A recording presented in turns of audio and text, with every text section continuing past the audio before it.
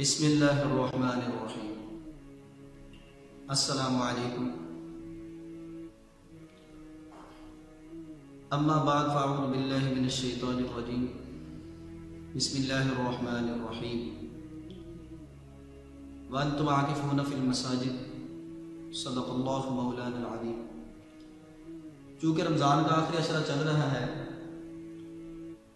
ذہن میں بہت سارے سوالات جو ہیں ہمارے آتے ہیں، مثلا اعتکاف بیٹھنا ہے، کہاں پر بیٹھنا ہے، کتنے دن بیٹھنا ہے، کیسے اس کو شروع کرنا ہے، تو یہ ہمارے ذہن میں سوالات آتے ہیں۔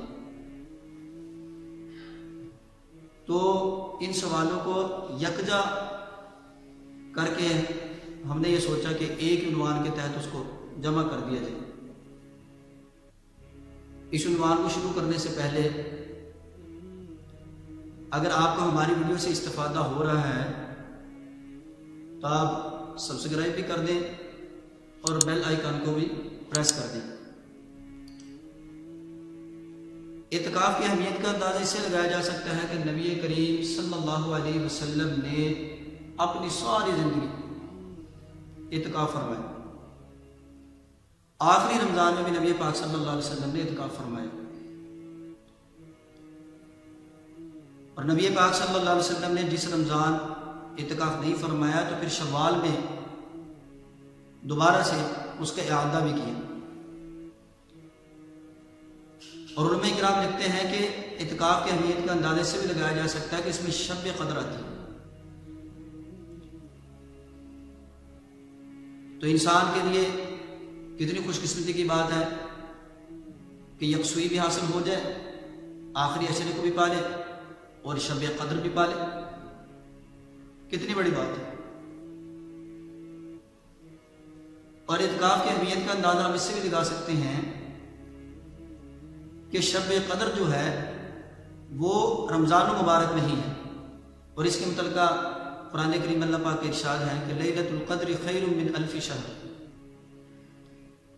اتنی عمر ہماری پتہ نہیں ہو یا نہ ہو، لیکن اللہ تبارک و تعالی ہمیں رات عطا فرما دے تو اس سے بڑھ کر کون سی خوش قسمتی کی بات ہے۔ اور اعتکاف ایک ایسی عبادت ہے کہ اس سے انسان اپنے بزنس سے، تجارت سے، یہاں تک کہ ہر ایک چیز سے کٹ کر صرف اپنے اللہ کی یاد میں مسجد کے کونے میں بیٹھ کر اپنے اللہ کو یاد کرتا ہے۔ حالانکہ رمضان کے آخری جب عشرہ ہوتا ہے ہماری کیفیت اس میں تھوڑی سی اور ہوتی ہے۔